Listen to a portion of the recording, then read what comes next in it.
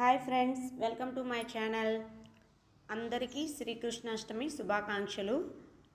శ్రీకృష్ణాష్టమి రోజు మా చిన్న బాబుని ఏ విధంగా రెడీ చేసి పెట్టుకున్నానో చూడండి. ఫస్ట్ మా బాబుని గోపాలుడు గెటప్లో రెడీ చేశాను.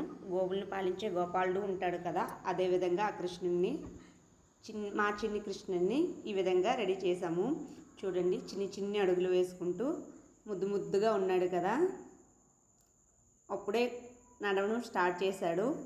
ఆ ఏజ్లోనే కృష్ణాష్టమికి ఇలా రెడీ చేశాను. తర్వాత కొంచెం హెవీగా కాకుండా లైట్ జ్యువెలరీ వేసుకొని సెకండ్ ఈ విధంగా రెడీ చేశాను.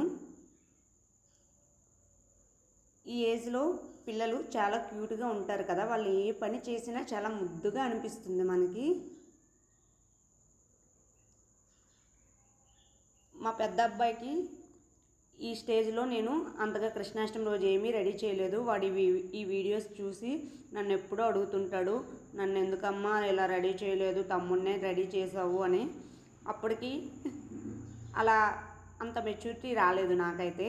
మా చిన్న బాబుని అందుకే ఈ విధంగా రెడీ చేశాను.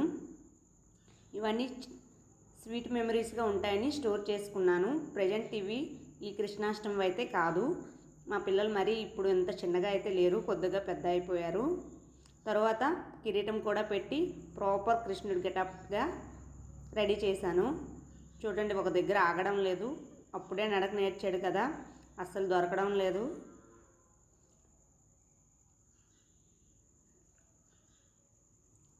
చూసారా ఎంత ముద్దుగా ఉన్నాడో మా చిన్ని కృష్ణయ్య.